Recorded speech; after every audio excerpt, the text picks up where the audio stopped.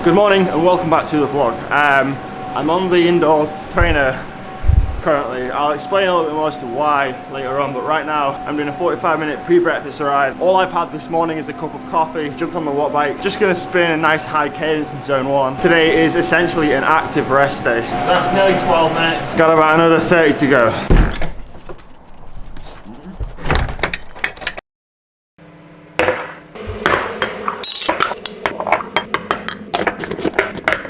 I've done my 45-minute ride on the indoor bike this morning. The reason that I didn't do it out on my bike is because, yeah, the bottom bracket's so basically what it's got on it right now is a 24mm bottom bracket.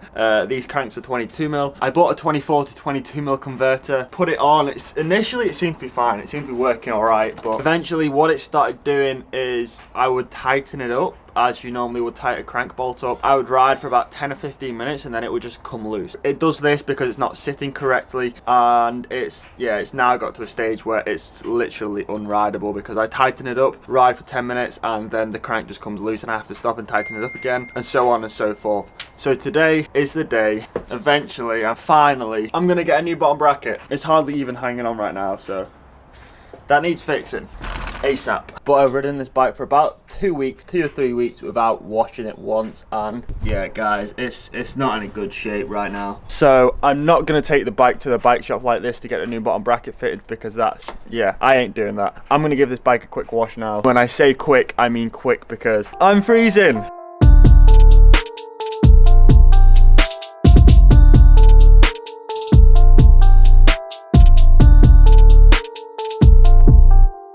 I've just got back home from the bike shop, dropped my bike off.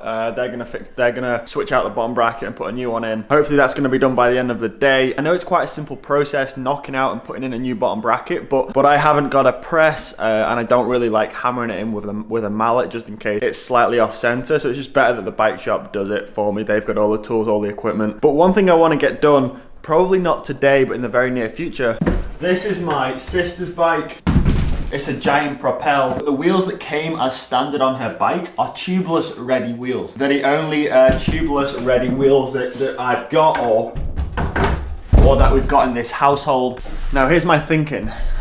If you watch my vlog, Lexi, listen, I know you love being on camera, but come here, I've got to say something. Now, if you watched my vlog last week, you'll know that Continental sent me out a couple of the brand new GP5000 Tubeless tires. I'm really keen to get these on my bike, and in order to do so, the only tubeless ready wheels that we've got in this that I've got are the ones on my sister's bike. So, I mean, with her approval, of course, my plan is to swap the bikes from the Cube that I'm riding, put those onto her bike, then take the wheels off her bike, put these tubeless tires on, and then, hey presto, we've got some tubeless tires. And it also means that I get to test out the brand new GP5000s. My original plan was to purchase some tubeless wheels with my new winter bike, but for one reason or another, it looks like I might be on my Cube for a little bit longer. So I'm just figuring out a little bit of a workaround in order to still be able to use these tires. Okay.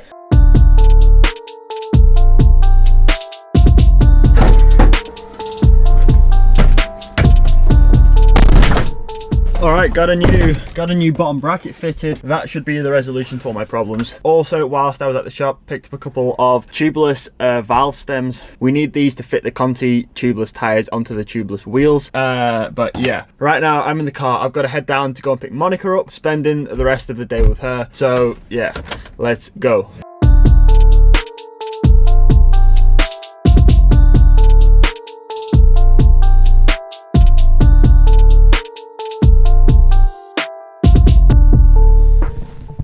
Hi, did you ride your bike today? Yeah. And what happened? Tell the viewers what happened when you rode your bike. Fell off. Oh. On ice. On ice? Did you hurt yourself? Nope.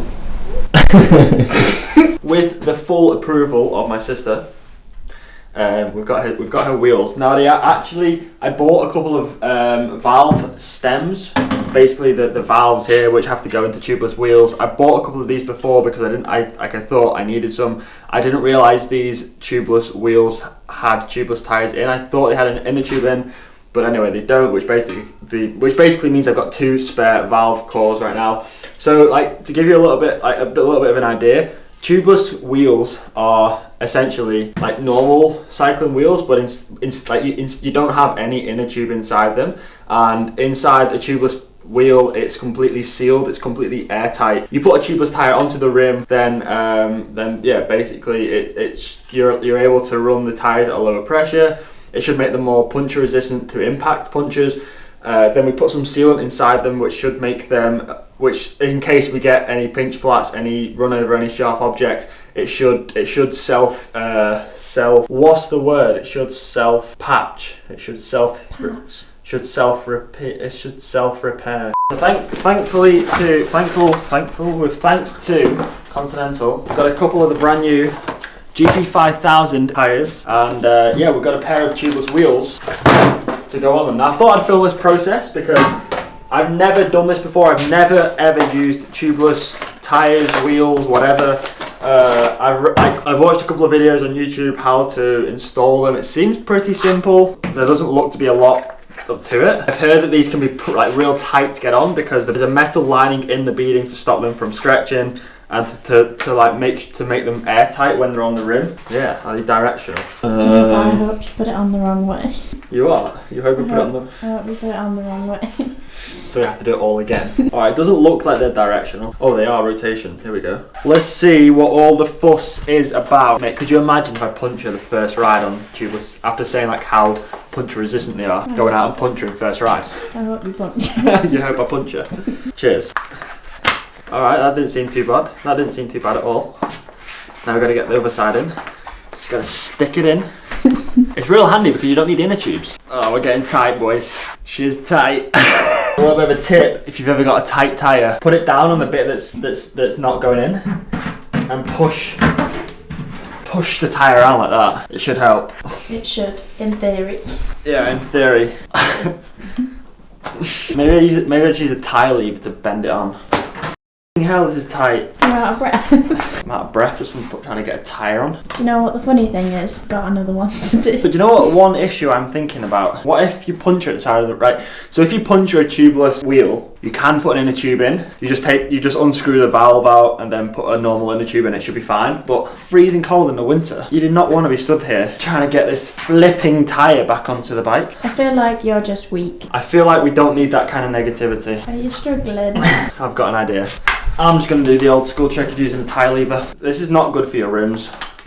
I would not recommend doing that. People are going to be writing in the comments right now like, you're an idiot, why don't you do this? Or, because I have no idea. Come on, baby. Come on. You can do it. Here we go. This is the one. Yes. You did it. How easy was that? Do you know, on another point, Yeah. this camera's quite heavy. So, we're going to take out the little valve core here, and then Continental also sent me some sealant. We're going to put some sealant in. Like, this isn't essential. Apparently you don't need to put this in, but it, like if you get a thorn in your tyre, like 9 times out of 10 will seal that little hole. So your tyre will deflate a little bit and you'll lose a little bit of air, but you shouldn't lose too much and you should be able to get home alright. 80 to 100 mil. We're just going to guesstimate. That's what I'm good at. Measure it out. Good. Nah. We're just going to milk the tyre. I can see this is going everywhere. Listen to that. Sounds like a baby breastfeeding. I think you've done 100 mil. Nah, 60. Well, we got a little gauge on the right. We got a little gauge there. We've done 70 now. There we go. That's 80. Spillage. Only a tiny bit. I think that's pretty good. Whoa, spillage. Right, we're not sure whether we need... Sometimes you need a compressor because in order to seal the tyre to the rim, we need a high explosion of air in the valve, like in one go. So a normal track pump might not work, but we're gonna give it a go. Right, and according to the interweb, in order to like push the wheel out, you need to hold it on the floor and do like a full rotation. This way it evens out the tire, gets the sealant mixed in. Alright. Shall we do them both first and then try and pump it, or try and pump each individual one? I feel like we should try and pump this one first. Alright, here we go, it's the moment of truth. What do you reckon, Mon? Is it going to work? Nope. We're gonna need the air compressor. Yep. Alright. You have to pump it really fast. Really fast.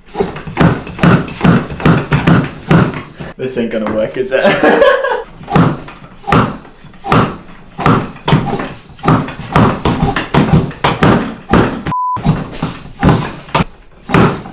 20 minutes later. We put the back tyre on, we turned the camera off, put the back tyre on, and it seemed to seal. I started pumping, it caught the sides, and it's just pumped up. Took around 70 psi in. Apparently you don't have to run these that high, so like I think 70 is a good whole number. I'm gonna leave 70 in for tonight and see how they are in the morning. Now we gotta get this front tyre. As you just saw there in the video, we had a few problems. It was just not pumping, so we're gonna go again.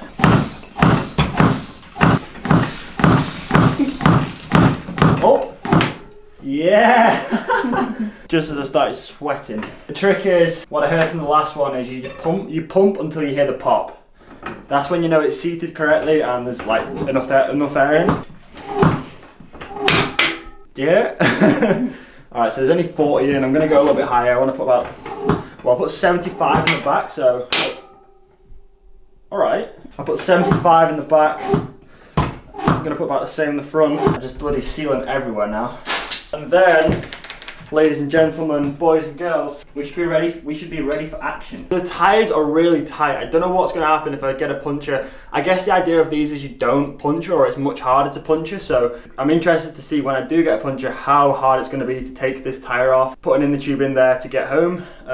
But yeah, that's it. Continental GP5000 Tubeless tyres. Come back tomorrow, I'm going to be doing a first ride. I'm going to take these out, give them a test, see how they fare on the outside roads. Heard great things about these, so I'm very excited to do so. Guys, thank you for watching. I hope you enjoyed it. If you did, please drop a thumbs up. And as always, I'll see you tomorrow at 4 p.m.